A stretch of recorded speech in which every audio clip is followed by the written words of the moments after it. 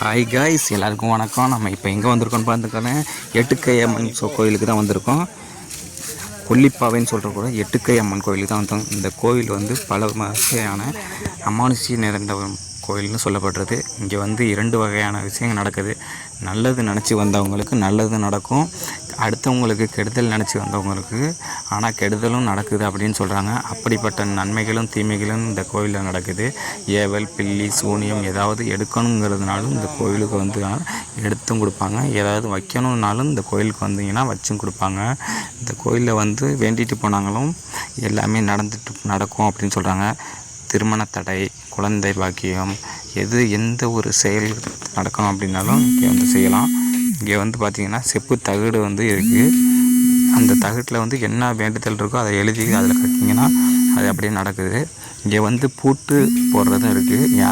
யாரோட வாயிலையாவது பூட்டு போடணும் அப்படின்னிங்கன்னா அந்த இதை எழுதி அந்த பூட்டில் பூட்டி அதை வச்சிங்கன்னா அது அப்படியே நடப்பதுன்னு சொல்கிறாங்க. இந்த கோயில் வந்து அமானுஷ்யம் நிறைந்த கோயில்னு சொல்கிறாங்க.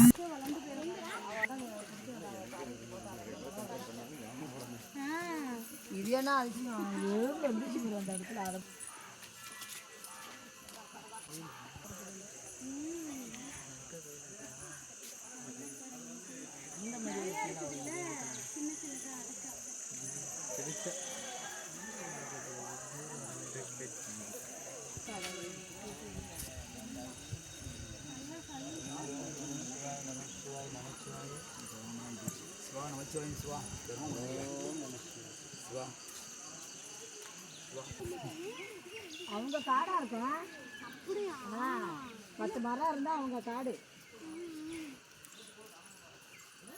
இதுக்கே புரியுது. நீ 10 மலைக்கு வா.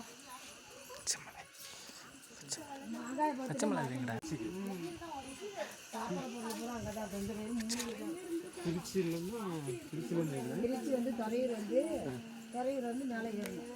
நாங்களும் அப்படி தம்பட்டி தான் நாங்கள் போகிறோம். சோகனாபுரம் இருக்கும். அதில் ரூட்டு கேட்டிங்கன்னா சொல்லுவாங்க. அதில் போயிட்டு 24 வார்டு அதில் இருக்கும். எல்லாம் சுற்றி அடிச்சுட்டு அங்கிட்டு செங்காட்டுப்பட்டி வந்தீங்கன்னா துறையூர் வந்து திரும்ப போயிடலாம்.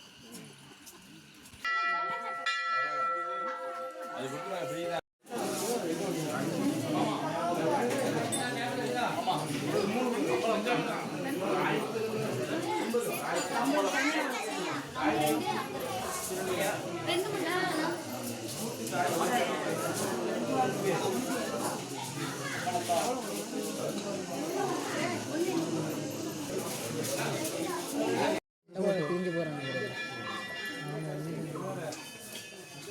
சரி அது போதும். அது நிற்காதா தாய்.